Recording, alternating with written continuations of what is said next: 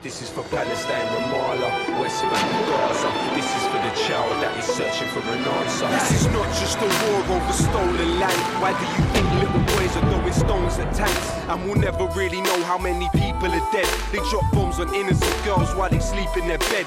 Israel is a terror state, they're terrorists that terrorize. I'll testify my television, televise them telling lies. How many more resolutions have to be violated? How many more children have to be annihilated? This is not a war, it is systematic genocide. But whatever they try, Palestine will never die. Free, free Palestine! Free, free Palestine! Free, free Palestine! Free, free Palestine!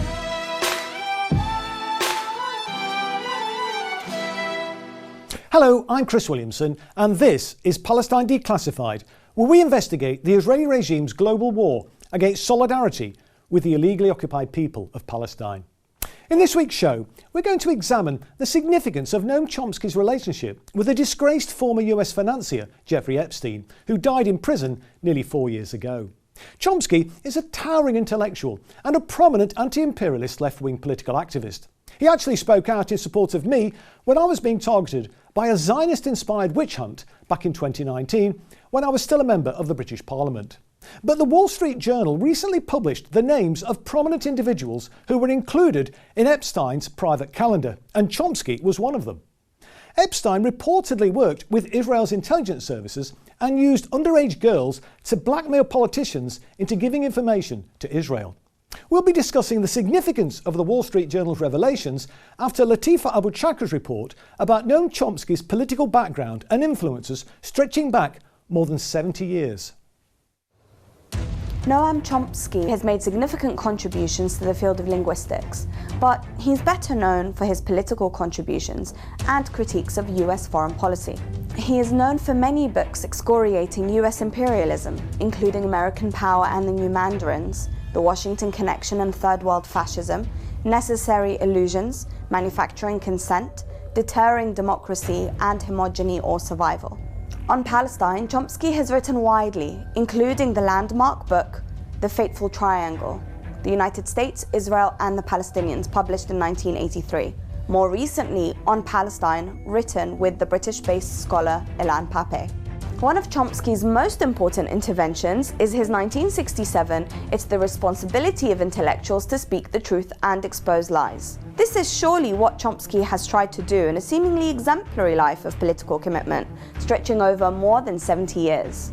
So when the revelations came about his meetings with the sex trafficker and serial abuser Jeffrey Epstein, it is only natural that questions be asked about what, if anything, might be the significance of Noam Chomsky meeting with a man who is now widely regarded as being a Mossad asset.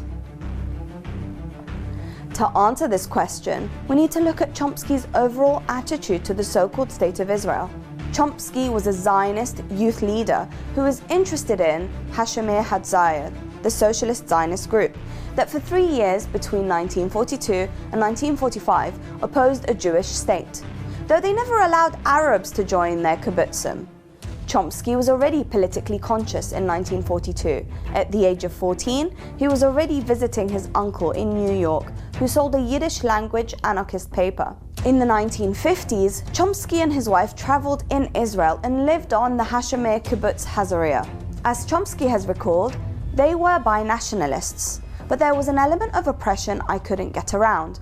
If you know the history, you know that most idealistic anti-nationalist settlers insisted on a closed Hebrew society. You can't hire outside Arab labor, that sort of thing. You could see the motivation. Nevertheless, there's an exclusionary character to it. It can be argued that one result of this experience was that Chomsky never really shared all of his Zionism. So it is not a surprise to find him remaining a defender of the two-state solution and opposing the boycott, divestment and sanctions movement. He's even on record as opposing calls of the right to return of Palestinians expelled by the Zionists. On the grounds, it is unrealistic.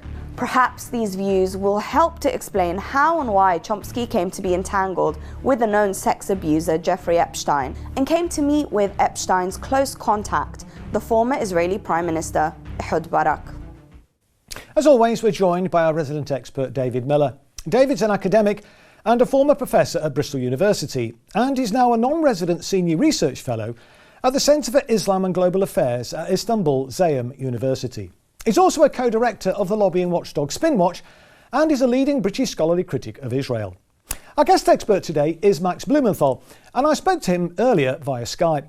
Max is a fearless investigative journalist and is the editor of Grey Zone News, which he founded in 2015. He's also an influential author. His seminal books include The Management of Savagery, about how America's military intelligence apparatus fueled the rise of Al-Qaeda, ISIS and Donald Trump, and The 51-Day War, Ruin and Resistance in Gaza, which reveals the horrors and tells the human stories of those who witnessed Israel's airstrikes and ground invasion of Gaza in 2014. Welcome to the show. David, you've worked with Chomsky, haven't you? I mean, what's your view on the value of his work? Well, this is a complicated answer, and we shall try and simplify. I mean, he clearly is the world's greatest living intellectual, and he has contributed very significantly to the analysis of US foreign policy. Indeed, he has written about extensively on Israel and Palestine in a way which is quite illuminating and helpful. But I think that overall that one sees that he never really shed some of the ideas that he imbibed early on in the 1940s about the idea of a Jewish state. He opposed the Jewish state, but he was in favour of a binational state, by which he meant that there should be a Jewish nation in Palestine. And that's really the origin, it seems to me, of some of the equivocations that we see around his politics. And that seems to me to be the problem, is that in the end, there were some elements of that early thinking which still survive. Well, my first question to Max was to ask him for his take on Chomsky's early involvement in the Zionist movement and whether he thought it has any relevance. So we do have to question whether this has anything to do with some nostalgia for the kibbutz movement or an attachment to the Zionist movement. But I can only base my assessment on what Chomsky says, and the essence of his comments on one state, two state, whether the BDS tactic should be applied, are consistent with his overall perspective on the world and how change or whether or not change can be achieved. And my perspective on Chomsky is that he's played the role of an ultra leftist who always is moving the goalpost, or actually moving the goal line so far away from any grassroots movement or any nation state that it can never be reached.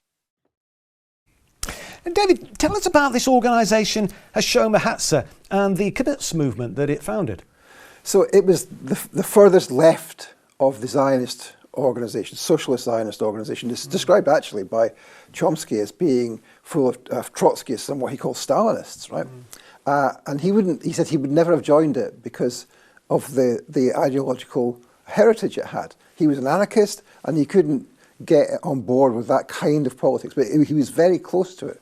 So it's an organisation which was set up, and in 1942, at the famous Biltmore Conference in New York, in the middle of the Second World War, it voted against the idea of a Jewish state. And that principle, that they were against the Jewish state, in favour of a binational state, meaning a Jewish and an Arab state together, meant that they were outside the mainstream of the Zionist movement. But by 1945, that had collapsed. But then when you look in practice at their kibbutzim, the various kibbutzes that they founded under the name Kibbutz Artzi, and there was 20 or 30 of them, I think. They were just like the other kibbutzes in the sense that they didn't have Arabs as members. They banned Arabs and Palestinians from being members. They thought maybe that the Arabs should develop their own kibbutzim, their own kind of Arab-only activities. And you saw in the quote from the film there that he said he saw that this was discriminatory, but he understood the idealistic nature of wanting to be Jews only. Well, looked at from this distance in history, it doesn't look very idealistic. It looks simply racist. Indeed, they seem to have jettisoned their socialist principles, didn't they? Well, they didn't really have socialist principles. That's the point, isn't it? Because it was Jews-only socialism, which of course isn't socialism. No, indeed. Well, I then asked Max what his impression was of the trajectory of Chomsky's work on Palestine. Palestinian grassroots civil society issued this call, and that clearly rankled Chomsky. And at a different phase in his thinking, he took to the pages of The Nation magazine to pour cold water on the simmering, and I would say increasingly fiery embers of the BDS movement and the Palestinian solidarity grassroots, and denouncing it by saying or arguing that it was impossible for the BDS movement to achieve an impact, and that if anything, it was quietly assisting Israeli nationalism. And this is where Chomsky's been largely consistent, although he's pulled back and said in 2017, he attempted to clarify his position, said, well, the cultural boycott could be useful. But then again, years later in 2022, he said, well, performers aren't that important. The cultural boycott is actually going after the wrong target. He said we shouldn't call Israel an apartheid state because that's too soft, which is an unusual way of taking away one of the most important linguistic or one of the most important, I would say, legal elements of the BDS movement, which is that Israel qualifies as an apartheid state, but doing so from the ultra left, and stating that the one state, two state debate is not a debate worth having, thereby obfuscating the issue. So I think Chomsky in his current incarnation, since the BDS call, has been seeking to push back against the Palestinian grassroots, but using these ultra-left tactics that are characteristic of his background as an anarcho-syndicalist. David, would you say that there's a kind of residual Zionism in Chomsky's analysis of the occupation of Palestine? I think there is, and I've already effectively said that. But I think it's complicated. I mean, you've got to understand where he comes from, what his politics are about. When he talks about a binational state, he's coming to that from the point of view of, yes, the arguments that there are about a binational state, sharing the land of Palestine between the Jews and the Arabs, but he's also coming at it from the perspective of being an anarchist. He doesn't believe in nation states, and therefore he doesn't support any kind of nationalism. He doesn't support Zionism, which he sees as just a normal form of nationalism, and he doesn't support Arab nationalism either. He sees both of those as being problematic ideologies. But he doesn't see, at least as far as you can tell in the writing, he doesn't see Zionism as being a settler colonial ideology colonizing the land of Palestine, and that obviously in that circumstance, decolonization has to happen. He says explicitly we should not see what's happening in Palestine is similar to what's happening in Algeria or in Vietnam. This is from 1974, he's saying this. And of course, it's very similar to what was happening in Algeria. It's a settler colonial state. And decolonization, obviously, is the most important thing which should happen in those circumstances. Well, we'll come back to the discussion in a moment after this report about Noam Chomsky's curious meetings with Jeffrey Epstein and former Israeli Prime Minister Ehud Barak. Many eyebrows were raised on the disclosure by the Wall Street Journal that Noam Chomsky had regularly met with pedophile and sex trafficker Jeffrey Epstein in 2015 and 2016. Chomsky acknowledged that he knew Epstein had been convicted of sexual abuse, but defended the meetings, saying he had served his sentence. According to US laws and norms, that yields a clean slate. In the past, Chomsky had dismissed talks of Epstein's relations with intelligence services, including Mossad, as conspiracy theory. But it is now increasingly clear that Epstein was quite closely involved with Mossad. Ghislaine Maxwell, his business partner and girlfriend, was of course the daughter of Robert Maxwell, who was certainly a Mossad agent. 3 of her siblings also appear to be very close to Israel. Epstein gathered compromise on the activities of the rich and powerful individuals he invited to abuse minors. It appears that much of Chomsky's interactions with Epstein related to the latter's interest in research on transhumanism, eugenics, and artificial intelligence. Reports of a cash transfer of $270,000 have been explained as being simply a technical matter to do with the estate of Chomsky's late wife. They do indicate, though, that Chomsky sought and received financial advice from Epstein. But Epstein did also broker meetings with former Prime Minister of Israel and war criminal Ehud Barak. These meetings were reportedly to discuss Israel's policies with regard to Palestinian issues and the international arena. Barak, known previously as Ehud Brog, was born on a socialist kibbutz in Palestine, meaning that he and Chomsky had some common historical experience to draw on in their meetings. Barak had previously visited Epstein's apartment on many occasions, even going to some length to disguise his appearance when arriving. He has also reportedly been accused of sexual abuse of minors. Barak's war crimes are well known. He was in overall charge of the 2009 attack on Gaza, in which war crimes included deliberately attacking civilians and firing white phosphorus shells. British lawyers attempted to have him arrested for these crimes in 2009, but were unsuccessful. Chomsky has also drawn criticism for his friendship with John Deutsch, the United States Deputy Secretary of Defense from 1994 to 1995, and Director General of Intelligence, DCI, from 1995 until 1996. Deutsch was an advocate of research on and the deployment of chemical weapons, and for his defense of military research at MIT. Chomsky's anarchist politics, his skepticism of nationalism and the revolutionary left, as well as his historic Zionism, helped to explain his role in the Epstein affair. It is also a reminder that all types of Zionism lead in dangerous directions. Well, after viewing the VT, I asked Max what he thought about the significance of Chomsky's meetings with Ehud Barak.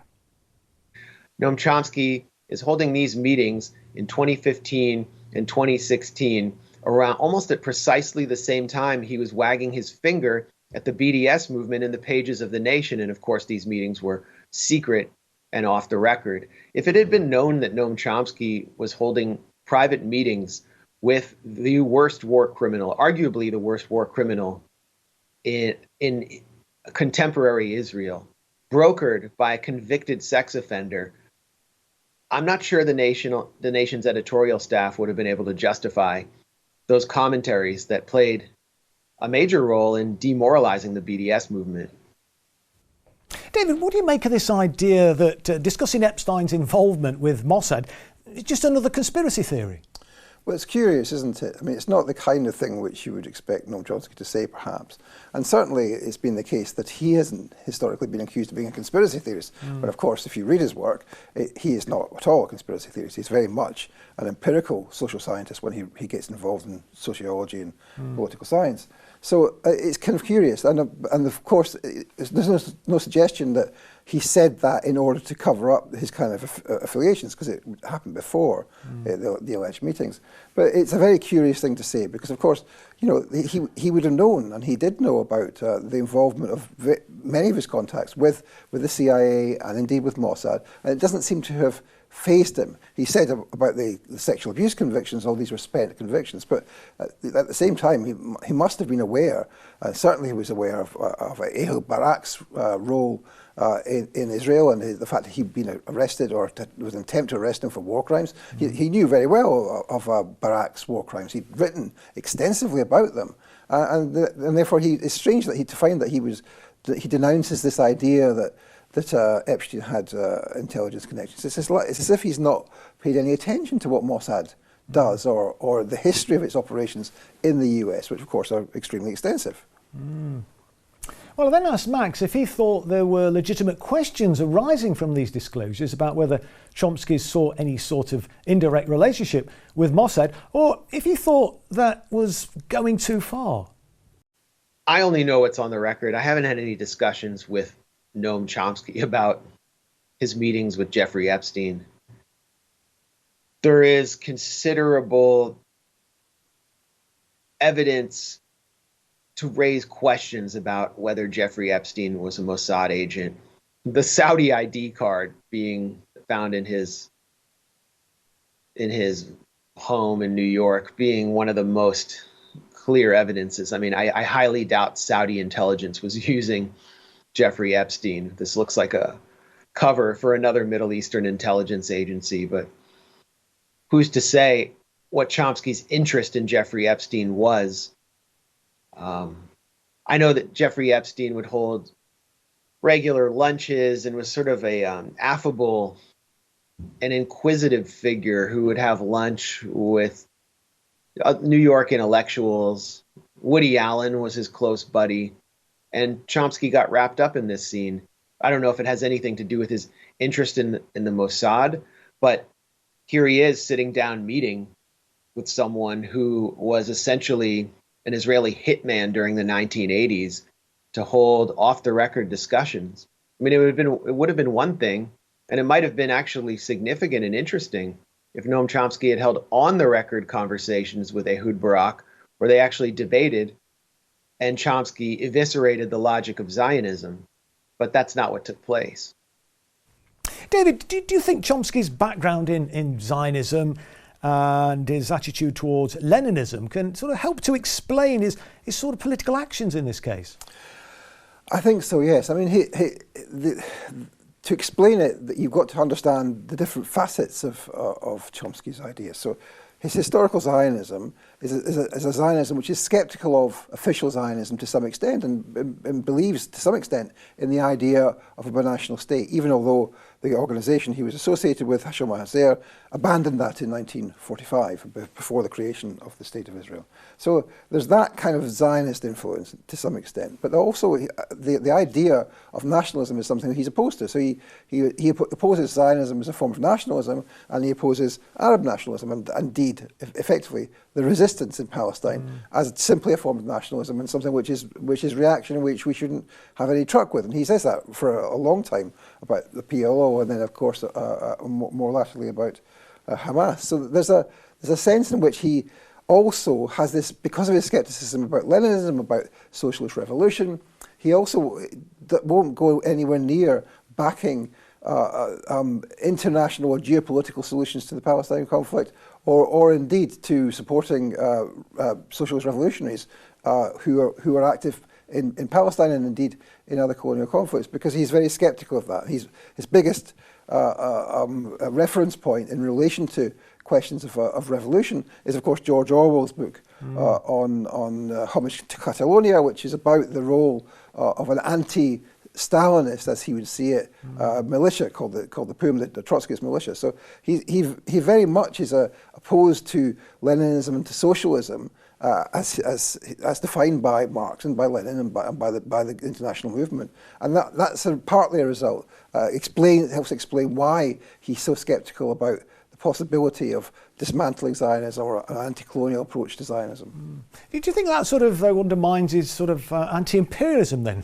I mean, it seems to do to me somehow. But I mean, well, it's a different kind of anti-imperialism, it seems to me. I mean, the whole question of anti-imperialism, I think, deserves some refreshed looking, because of course, the question of anti-imperialism is a matter of extreme controversy today, and really you've got this two contending views. One much more sympathetic to the anarchist view, which is that to be an anti-imperialist, you support the people in struggle in whatever country they find themselves. And that means, of course, that the anarchists can end up supporting Azov in Ukraine and supporting ISIS effectively, or Al-Qaeda in Syria, because you're supporting the people in struggle and not supporting the states. And it's a kind of very simplistic approach to anti-imperialism, but widely effective and influential on the left, as opposed to a proper conception, it seems to me, of anti-imperialism, where you focus especially on the imperial power, the US.